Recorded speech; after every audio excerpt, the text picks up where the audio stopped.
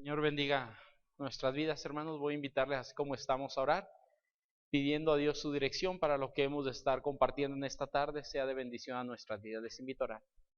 Padre bendito, gracias damos en estos momentos por que nos permite regresar nuevamente, Señor, en esta tarde a este lugar, su casa de oración, Señor, en el cual su pueblo se reúne con el único propósito de glorificarle, alabarle, Señor, y recibir de su bendición para nuestras vidas y poder poner aquello que hemos de recibir en práctica en cada una de las áreas, Señor, que son necesarias identificar y cambiar en nosotros. Gracias damos, Padre, por su palabra, porque siempre que la abrimos, tiene usted bendición para nuestras vidas y creemos, Señor, que hoy no es la excepción. Usted ha preparado algo para nosotros y permita, Padre, que podamos entenderlo, comprenderlo y vivirlo. Gracias por la vida de cada hermano y hermana aquí presente, y si algún hermano o hermana viene en camino, le pedimos que usted los traiga con bien y que juntos podamos escuchar y meditar en su palabra por un rato, Señor. Para ello yo le pido que sean gratos los dichos de mi boca y la meditación de mi corazón delante de usted, y que ésta sirva para edificar a su pueblo aquí presente, en Cristo Jesús. Amén. Pueden tomar sus lugares, hermanos, que el Señor les bendiga. El pasaje por ahí que estaré compartiendo hoy se encuentra en Efesios capítulo 5. Lo vieron por ahí en pantalla, ahí venía el 4, hasta hace rato me di cuenta por ahí del error. Como lo demás está bien, del verso 21 al 33, solamente el capítulo cambia, no es 4 sino es el 5, y quisiera reflexionar un poquito sobre lo que es la parte de lo que es la iglesia. Por eso el título, por ahí si le pueden dar, el título que lleva la prédica de esta tarde es La Iglesia del Señor. Quisiera reflexionar un poco, he predicado creo que en más de 2 o 3 ocasiones sobre este pasaje de Efesios capítulo 5, versículos del 21 hasta el verso número 33. Pero cada ocasión que lo he compartido con esta iglesia o en algún lugar, siempre el enfoque es matrimonio. No sé si alguno de ustedes recuerda, creo que la última predicación sobre este pasaje las di el año pasado, en 2018, en el mes de enero, si mal no recuerdo, sobre una serie que preparé sobre familia. Estuve hablando acerca de las responsabilidades del esposo, las responsabilidades de la esposa, basada en Efesios capítulo 5, versos del 21 hasta el verso número 33. Hoy quiero retomar un poco este pasaje para compartir con ustedes una enseñanza, pero vista desde el punto de vista también donde el pasaje aplica. No sé si podemos notar, ¿no? Pero el pasaje realmente, la enseñanza principal, más que hablar del matrimonio, está hablando de la novia de Cristo, que sería la iglesia, y lo que es el marido, que sería el Señor. Es decir, hace una comparación, y en esa comparación él va a hablar precisamente acerca del matrimonio, para compartir algunos elementos que la iglesia debería de tener, y de ahí aprendemos en algún sentido también las responsabilidades de la esposa y responsabilidades del esposo también dentro del matrimonio. Pero hoy quisiera darle el enfoque de iglesia, así como está plasmado cuando Pablo está escribiendo este pasaje. En su mente está, me parece, hablar acerca de la relación iglesia con lo que es Cristo, y hace una comparación por ahí en varias cuestiones. Hoy quisiera yo tomar este pasaje para poder compartir contigo 3 enseñanzas sobre lo que la iglesia debería de ser el día de hoy. ¿Por qué quiero hablar acerca de esto? Porque me parece que habemos algunas congregaciones que nos resistimos, así también como el esposo se resiste a cumplir con sus obligaciones dentro del matrimonio, la mujer se resiste a cumplir aquello que Dios demanda en el matrimonio para ella. Hoy en día me parece que hay iglesias que nos rehusamos a hacer la parte que nos corresponde dentro de la relación iglesia-Señor, que sería Jesucristo. Ella hizo la parte que le tocaba, que le correspondía, la parte que tuvo que haber hecho, y la parte que yo estoy tocando no es la de él, sino la parte nuestra. Es algo de lo cual estaré hablando a lo largo de esta prédica, y me gustaría ir por ahí al pasaje. Voy a dividir el pasaje en 3 secciones diferentes. La primera de ellas voy a hacerlo en el verso número 21 y verso 22 del pasaje. Te voy a pedir que me acompañes por ahí con la palabra de Dios en tu mano, y me permitiré leer en voz alta lo que dicen estos versículos, ir analizando algunas cuestiones que por ahí aparecen en este libro de Efesios capítulo número 5, versículos del 21 en adelante. Dice por ahí la primera sección, que es los 2 primeros versículos de este pasaje, verso 21 y verso 22. Dice: someteos los unos a los otros en el temor de Dios. Las casadas estén sujetas a sus propios maridos como al Señor, porque el marido es cabeza de la mujer, así como Cristo es cabeza de la iglesia, la cual es su cuerpo, y él es su Salvador. Versículo 24. Así que como la iglesia está sujeta a Cristo, así también las casadas lo estén a sus maridos. ¿Qué dice, hermanos? En todo. Hasta ahí quiero llegar solamente. La primera cosa que encuentro basado por ahí en el pasaje, la primera cosa de ellas, número 1, dice por ahí enfrente, cuando hablamos de la iglesia del Señor, número 1, debe vivir, ¿qué, hermanos? En sujeción. Ahora vuelvo a decir, esta enseñanza está hablando acerca de la iglesia que aplica en la relación matrimonial del marido hacia la esposa o la esposa hacia el marido. Cuando aquí está hablando de la sujeción de la mujer hacia el hombre dentro del matrimonio, cosa que a la mayoría tal vez no les gusta mucho, ni tampoco como iglesia me parece a mí que nos gusta mucho la sujeción a Cristo. Es decir, la mayoría de las congregaciones, cuando hablamos de la congregación del grueso, de los creyentes que la conformamos, batallamos para sujetar nuestra vida a los mandamientos y las ordenanzas que nuestro Dios ha establecido para todos nosotros. Y algo que me llama la atención es lo que el pasaje dice, porque se supone que esta sujeción debería de ser voluntaria. No estamos obligados, sino por amor a Cristo, la iglesia debería de estar sujeta en todo al Señor. Y esta última parte, hermanos, me fascina en el verso número 24, porque voy a hablar un poquito acerca de ello. Cuando dice así como en la iglesia está sujeta a Cristo, así también las casadas lo estén a sus maridos, ¿qué dice? En todo. Es decir, ¿en qué la iglesia debería de sujetarse a Cristo cuando hablamos de la sujeción hacia Él? Y creo que la respuesta es básica en el versículo 24. Una iglesia debe de estar sujeta a Cristo ¿en qué? En todo. ¿Qué implica todo, hermanos? Todo. Bueno, eso lo conocemos bien, ¿no? Quiero decir, déjame bajo mientras voy por algo que necesito, no lo tengo acá arriba y lo requiero. Cuando hablamos por ahí de la sujeción, estamos hablando de la sujeción a la palabra de nuestro Dios en todo lo que ella concierne, no solamente en aquellas cuestiones en lo que estoy de acuerdo con ella, en lo que me conviene en algunos momentos, porque es lo que algunos creyentes me parece hacemos en algún momento. Déjame te pongo hablando un poquito acerca del matrimonio. Hay mujeres que no les cuesta la sujeción con el hombre siempre y cuando a lo que se van a sujetar les conviene, les convence o están de acuerdo en esa parte. Mientras que así sea, no hay problema con la sujeción. Pero que cuando no hay esa parte que no conviene, que no me parece y que no estoy de acuerdo con tal vez lo que debería de ser o lo que alguien pide o el esposo pide, en esa sujeción muchas batallan por esa causa.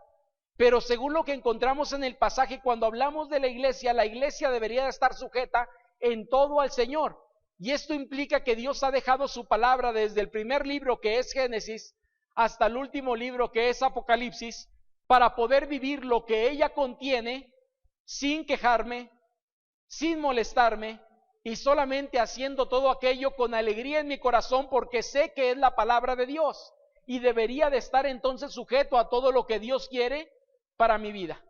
Pero resulta que la mayoría de nosotros a veces queremos sujetarnos en la iglesia, o la iglesia queremos sujetarnos a Dios en lo que nos conviene, en lo que queremos, en algunas cuestiones que creo que así deberían de ser, pero en otras de ellas no existe dicha sujeción. Y es algo que ¿cómo llamarlo? Es necesario para mí tocarlo, porque como iglesia me parece que el pasaje habla de una sujeción que la iglesia de hoy debería de estar teniendo al Señor. Hay iglesias que lamentablemente creo que se sujetan más al pastor que a lo que Dios dice. Hay iglesias que se sujetan más a la propia iglesia que a lo que Dios dice. Hay iglesias que nos sujetamos más a otras cuestiones diferentes y no tanto a la palabra de Dios. Por eso es necesario, me parece aquí, cuando dice la Escritura en el verso 24, la iglesia debe estar sujeta a Cristo, y dice en todo, nos guste o no nos guste. ¿Por qué digo esto? Porque hay personas que en algunas ocasiones hay cosas que no nos parecen y en esas no queremos estar sujetos a Cristo. Mira, déjame te pongo algo, ¿no? Y lo he mencionado en algunas prédicas. Pero en algún momento tal vez a algún joven cristiano o alguna señorita cristiana le gusta un filisteo, es decir, alguien que no es hijo de Dios, y quiere vivir en esa relación. Y cuando tú cuestionas o preguntas por qué sigues o por qué quieres esa relación si él no es creyente, hay muchas respuestas que a veces suenan de parte de los adolescentes o jóvenes de nuestras iglesias. Y una de ellas nos dice, no, pastor, el asunto es que yo lo voy a cambiar o Dios lo va a cambiar. Voy a orar para que eso suceda. No se preocupe, mire, en el noviazgo todas las cosas, él dice que quiere conocer de Cristo, esto y aquello. Yo digo, no estamos por ahí intentando doblar la mano en algún sentido, porque la Biblia dice, no os unáis en yugo desigual. Y esto comienza no en el matrimonio, sino aún en el noviazgo, y ahí en algunos de nosotros entonces entramos en la parte donde queremos negociar con Dios y no queremos sujetarnos a lo que Dios ha establecido para nuestras vidas. Ahora, esto es un ejemplo muy sencillo, pero si le buscamos, me parece que muchos creyentes tendremos problemas con la sujeción a nuestro Dios, porque no queremos vivir sujetos a Él y siempre tendremos una excusa para interponer, para decir, sí, la Biblia dice eso, pero yo creo también que las cosas pueden funcionar de forma diferente si hacemos esto o hacemos esto otro.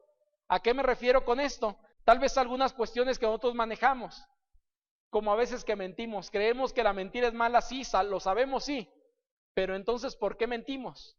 Porque no queremos sujetarnos a la palabra de Dios, no queremos sujetarnos a lo que Dios establece en ella, y me parece que entonces mi pensamiento está por encima de lo que Dios dice, y me sujeto a lo que yo creo, más no a lo que Dios pide. Y podemos ir cada una de las cuestiones citándolas, porque así como está la mentira en algún momento, están algunas otras cuestiones en las cuales nos metemos y no estamos viviendo de forma adecuada delante de Dios. Pues la palabra del Señor nos dice que la iglesia del Señor en el pasaje debe vivir en sujeción al Señor en todo lo que Dios pide hacia ella. Ahora, esto es triste, pero muchos creyentes me parece que no sabemos todo lo que Dios quiere para nuestras vidas. Lo poco que sabemos es lo que el pastor ha predicado o lo que algún hermano en algún momento compartió conmigo o en lo que recibí en algún discipulado, pero no me sigo nutriendo de la palabra de Dios. Y esto va a ser un grave problema, porque ¿cómo puedo sujetarme a Dios si no conozco en lo que Dios quiere que yo esté sujeto? Esta parte es interesante. Pablo está escribiendo a la iglesia de Éfeso, o Dios por medio de Pablo diciéndole, la iglesia debería vivir en sujeción a Cristo en todas las cosas que Jesucristo pide sobre tu vida.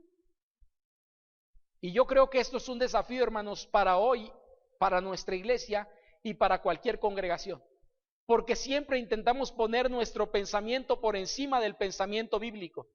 Intentamos poner mi razonamiento por encima de los mandamientos de Dios y decimos que tanto es poquito. ¿A quién le afecta lo que yo puedo hacer si solamente lo voy a hacer una ocasión?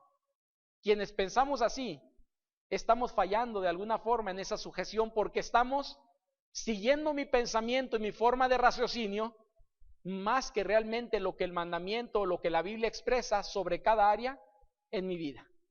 Ahora hay una segunda cosa que encuentro en el pasaje que quiero también compartir contigo.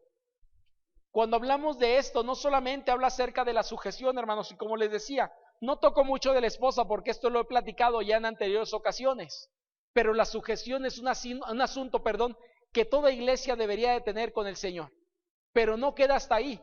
Según los versículos que vienen a continuación, en el versículo 25, 26 y 27 nos habla de algo también que es de suma importancia para nuestra vida como iglesia. Así que, maridos, dice, amad a vuestras mujeres, así como Cristo amó a la iglesia y se entregó a sí mismo por ella, para santificarla, habiéndola purificado en el lavamiento del agua por la palabra, a fin de presentársela a sí mismo una iglesia gloriosa, que no tuviese mancha ni arruga, ni cosa que dice, hermanos, semejante, sino que fuera santa y sin mancha. ¿Sabes? Esta parte también es interesante lo que dice el escritor bíblico, porque Dios lo que está escribiendo a través de Pablo es que la iglesia no solamente debe vivir en sujeción, sino la iglesia, ¿qué, hermanos? Deberíamos de vivir en santidad. Él dice que la hizo santa. Y se supone que toda iglesia es santa. ¿Qué significa ser santo? Apartado para Dios. Y cuando hablamos de santificar a la iglesia es que está apartada y no debería vivir como el mundo vive, sino de una forma diferente porque es alguien que ya está dedicado, está apartado, está entregado y vive, se supone, para el Señor. No sé si concuerdas conmigo en esto, pero batallamos también con esta parte la mayoría de las congregaciones. Y no importa cuál sea la edad de los miembros. A veces tenemos en nosotros un pensamiento que no es del todo correcto.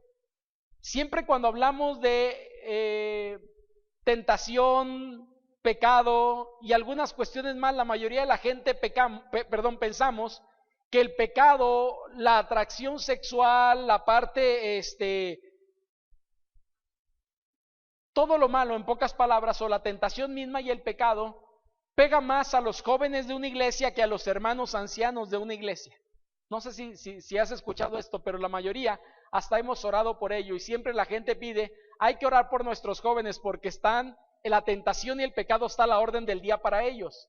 Yo creo sinceramente que no solamente los jóvenes es un problema para ellos. No sé quién sea, ni tampoco quiero investigar, ¿verdad? Pero quién sea el miembro más antiguo de nuestra iglesia. Pero te aseguro algo, él está siendo tentado de una forma dentro de la atracción, dentro del pecado, dentro de la tentación misma, tal vez diferente al joven. Tal vez en el joven es más notorio, pero aún el adulto más grande dentro de una congregación batalla hoy en día con el pecado en su vida. Y cuando hablamos de esta iglesia del Señor, me fascina lo que ahí dice, porque nos dice que Cristo se entregó por ella, ¿para qué, hermanos? Para santificarla en el lavamiento y la purificó, la hizo ser santa.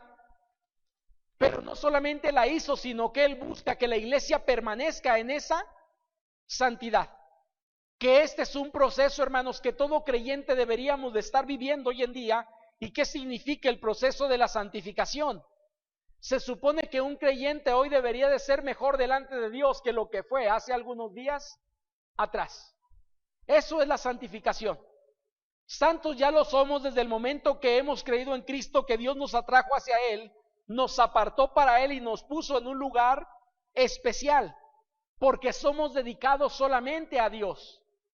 Pero Dios no se queda en esa parte de decir quiero un hijo dedicado a mí, sino quiero que ese hijo vaya creciendo en la santificación para que sea cada vez más agradable delante de mí. ¿Qué cosa dice el pasaje? El pasaje nos dice algunas cuestiones sobre ello. Y nos dice que lo hizo para presentársela a sí mismo como una iglesia ¿qué? Gloriosa.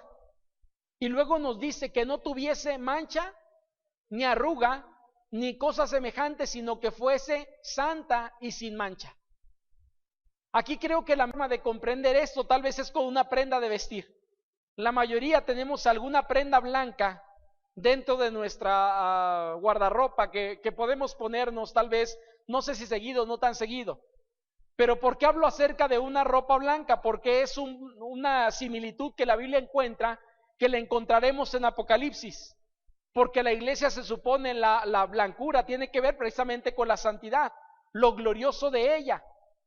Y cuando hablamos acerca de esto, hermanos, si tú tienes algo blanco, ¿qué pasa si pasas por algo que está lleno, tiznado, está mohoso, tiene tinta, y pasas cerca de ello y tocas con la camisa o tocas con la blusa o tocas con la falda o el pantalón, aquello que es de color oscuro, inmediatamente se mancha?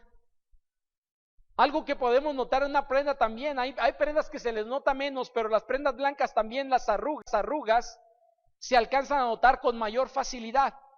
Cuando él habla acerca de estar sin mancha y sin arruga, me parece que está haciendo alusión a una prenda de vestir blanca que no debe de estar manchada por nada, ni tener ninguna arruga, sino debe de estar perfecta.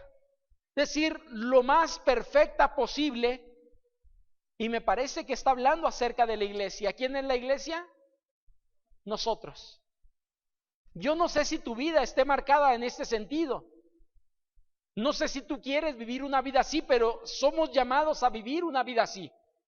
Quien no queremos sujetarnos a ellos, vuelvo a decir, estamos desafiando lo primero que dije, la sujeción a Dios. Porque Él nos llama a vivir sin mancha y sin arruga.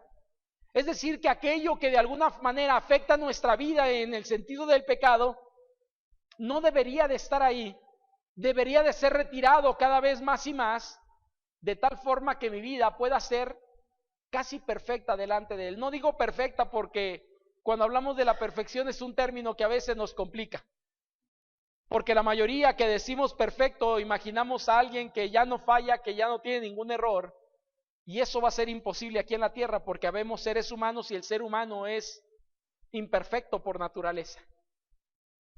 Pero se supone, hermanos, que lo que Dios busca es que tú y yo vivamos en ese proceso de santificación para después que vivir en qué proceso, hermanos.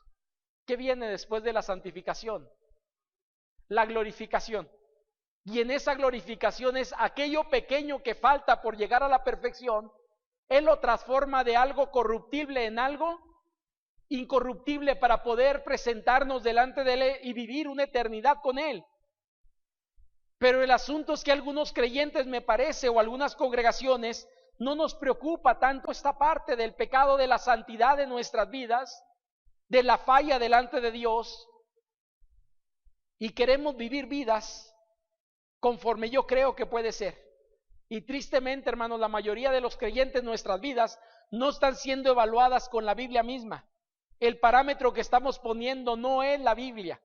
El parámetro para muchos de nosotros y muchas congregaciones son buenos cristianos. Son lo que yo creo que debería de haber en mi cabeza el concepto de la vida del cristianismo. Y para esto yo diría, basta que platiques con varias personas dentro de la iglesia y nos daremos cuenta de ello. Hay quien tiene un concepto bastante errado de lo que es la iglesia. Hay gente que cree que es parte de la iglesia porque viene cada domingo, pero no porque realmente haya una conversión en ellos, porque realmente tengan una relación con Cristo, porque realmente vivan vidas consagradas delante de Él. Y yo digo, es triste, pero esa gente terminará estando engañada o está engañada y terminará de la misma forma. Pasajes bíblicos para ellos hay. El Señor dice, no todo el que me dice Señor realmente entrará. ¿Por qué? Porque tú puedes decirme, pero si es solamente de dientes para afuera, no me interesa que me digas Señor. Me interesa que vivas como si yo fuera tu Señor. No que digas que soy tu Señor, sino que vivas eso en la realidad. Cuando hablamos de la iglesia de Éfeso, hermanos, hay un llamado de parte de Dios a esta iglesia. Y el llamado era una iglesia santa y permanecer en ese proceso de santificación donde su vida pudiera ser mejor el día de hoy a los días anteriores o un tiempo atrás que había pasado. ¿Cómo se avanza en esto? Te voy a poner algunos ejemplos bastante sencillos que yo creo que todo creyente podemos entender de una manera. Si tal vez alguno de ustedes o alguno de nosotros se nos salió una grosería de vez en cuando yo voy avanzando en el proceso de santificación, ¿qué pasará, hermanos? Que ya no habrá eso. Llegará un punto en el que ya no salgan esas cosas de mí. Porque mi vida ha madurado, porque Cristo me ha llevado a ser mejor creyente, y hay cosas que voy sacando de mi vocabulario, de mi vida cotidiana, cosas que sé que no son buenas ni agradables delante de Dios. Y alguien podría decir, pastor, pero no es pecado, porque la Biblia no lo considera como tal, y posiblemente tienes la razón en ello. Pero se supone que en el proceso de santificación hay cosas que vamos dejando por agradar mejor a Dios, que no son buenas en nuestra vida, porque queremos ser más agradables delante de Dios, y no lo hacemos como un ritual, sino es un resultado natural de nuestra relación con Cristo que va surgiendo en nuestra vida diaria. A quien le encantaba el chisme y le gustaba el chisme, se supone que en este proceso de santificación ya no disfruta lo mismo que antes disfrutaba. Porque antes tal vez era su pan diario. Podía vivir sin comer un día, pero no sin echar chisme un día. Pero se supone que en este proceso de santificación ya no hay eso. Esas cosas que eran producto de mi carnalidad van quedando atrás porque están siendo reemplazadas por el nuevo hombre que ahora habita en mí, que es la persona del Espíritu Santo, produciendo un nuevo ser en mi interior que se manifiesta en el exterior. Y la Biblia nos dice, esto es para lo que Cristo salvó a la iglesia. para santificarla por el lavamiento de su palabra, y esto nos lo dice Juan, que su palabra nos lava, nos limpia, en pocas palabras. ¿Recuerdan cuando él dice, ya no necesitas limpiarte porque ya has sido limpiado por la palabra que te ha hablado? Pero no es el deseo de Dios que se haya limpiado a alguien en el pasado, sino que él permanezca en esa santificación en su vida, en ese proceso para ser delante de Dios cada vez más agradable como creyente. Voy con la tercera y última, hermanos. Encontramos en los siguientes versículos, que es del verso 28 en adelante, y el verso número 25 también nos hablaba acerca de ello. Dice así: así también los maridos deben amar a sus mujeres como a sus mismos cuerpos. El que ama a su mujer, a sí mismo se ama, porque nadie aborreció jamás a su propia carne, sino que la sustenta y la cuida, como también Cristo a la iglesia, porque somos miembros del cuerpo, de su carne y de sus huesos. Por esto dejará el hombre a su padre y a su madre y se unirá a su mujer, y los dos serán una sola carne. Grande es este misterio, mas yo digo esto respecto de Cristo y de la iglesia. Por lo demás, cada uno de vosotros ame también a su mujer como a sí mismo, y la mujer respete a su marido. Creo que la tercera cosa, hermanos, que encuentro aquí tiene que ver con, cuando hablamos de la iglesia del Señor, no solamente es una iglesia que manifiesta lo que ya hemos hablado hasta este momento. No solamente es una iglesia que vive en sujeción. No solamente es una iglesia que dijimos ahorita que se santifica o vive en santidad, sino también es una iglesia, hermanos, que vive en amor. Es decir, debe vivir en ese amor porque es llamada no solamente a ser amada, sino a amar también a su Señor. El pasaje nos va a hablar de lo contrario, es decir, nos habla acerca del amor que Cristo manifestó por la iglesia y nos habla todo lo que ha hecho. Si pudieras definir en una frase o una palabra, ¿por qué Cristo se entregó en la cruz del Calvario? ¿O por qué murió en esa cruz? ¿Por amor a quién? A nosotros, a la iglesia, a lo que llegaría a conformar la iglesia en algún momento más adelante en la historia. Pero Él se entrega en un amor sacrificial. Se entrega a sí mismo por amor a nosotros y todo es movido por el amor. ¿Sabes? Yo he entendido lo siguiente: si el creyente no es movido por amor, cualquier cosa que pueda hacer no sirve absolutamente de nada. Porque Dios no evalúa las acciones, hermanos, en el grado de qué tan bien fue hecha la acción que estás haciendo, sino el motivo por el cual estás haciendo algo en lo que tú haces, no importa lo que sea. Pongo ejemplos de ello, ¿no? Si tú tocas en grupo de alabanza, no es que también toques, sino que es lo que te mueve para servir tocándole al Señor. Si yo predico, no es que también lo haga o que tan homiléticamente es mi predicación correcta, sino es si realmente lo estoy haciendo por amor a Cristo o hay otra razón por la cual está ahí, que yo estoy sirviendo y haciendo algo dentro o fuera de la iglesia. Cuando hablamos, hermanos, de la iglesia, es llamada a vivir en amor, entregarse en amor, así como Cristo se entregó por ella. La iglesia deberíamos de entregarnos también por nuestro Señor. Esto, hermanos, tiene pasajes complementarios. Y hay un pasaje en la Escritura que nos dice que Él murió por uno y todos después murieron porque sacrificaron su vida, porque sepultaron al viejo yo, porque crucificaron su carnalidad, por ese amor que dicen tener por su Señor. Y aquí lo expresa por lo menos en dos sentidos: el amor fluyendo, y parte de ello la mujer le dice, ya que es la iglesia o representa a la iglesia, respete a su marido. Y creo que cuando hablamos acerca de esto, hermanos, es una expresión de amor. Mira, la mujer por naturaleza normalmente es más amorosa que el hombre en la mayoría de las ocasiones. En la mayoría, digo, no voy a generalizar y decir siempre, porque no siempre es así, pero en la mayoría de las ocasiones a la mujer le es más natural expresar el amor. Si tú pudieras pensar, ¿no?, en tu propia vida, ¿de quién has recibido más muestras de amor en tu vida? La mayoría concordaríamos normalmente que es de mamá, de abuelita, esposa, hija. Normalmente son más mujeres que los hombres, porque los hombres somos más reservados.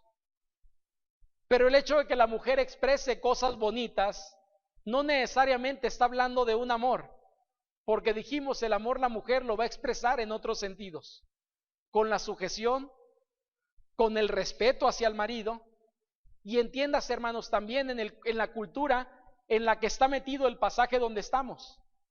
Porque tal vez para ti, para mí, cuando escuchamos esto de la sujeción, el respeto al marido, nos quedan algunos huecos en la cabeza, porque vivimos en una sociedad demasiado liberal, donde realmente no aplican muchas de las cuestiones que la Biblia manejaba, porque la gente no las conoce ni las vive tampoco. Pero cuando hablamos del contexto bíblico, hermanos, habría que ver en el Antiguo y Nuevo Testamento la forma con que una mujer se conducía aún hacia su esposo. No sé, para mí es intrigante porque no conozco varias cuestiones, ni tampoco la Biblia es un manual de la relación en el sentido de cómo debemos de hablar hacia la esposa, o al esposo hacia la esposa, o la esposa hacia el esposo.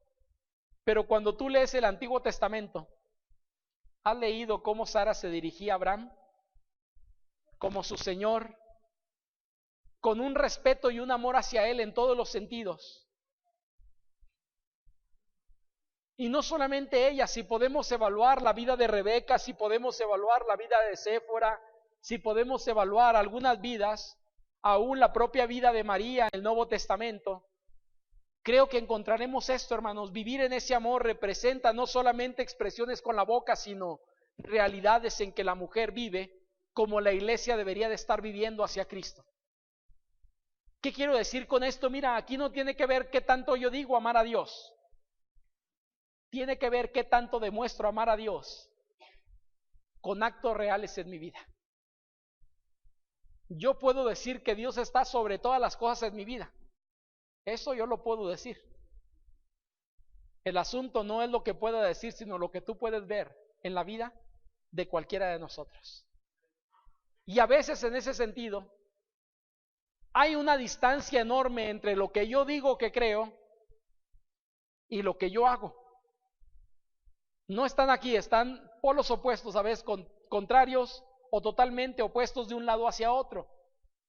Porque cuando hablamos aquí, hermanos, de vivir en ese amor hacia Dios, la iglesia debe vivir en amor. Ese amor se va a manifestar a través de hechos, no de palabras solamente. Hay gente que hablamos muy bonito, pero actuamos pésimamente. Hay gente que expresamos muy bien el amor, pero no lo manifestamos. Cuando aquí está hablando acerca de ese amor, me parece que tiene que ver con expresiones reales de ese amor que Dios pide a la iglesia en los cuales debe vivir. Imagínate esto, en el verso 28 comienza diciendo acerca de ello. Deben amar a sus mujeres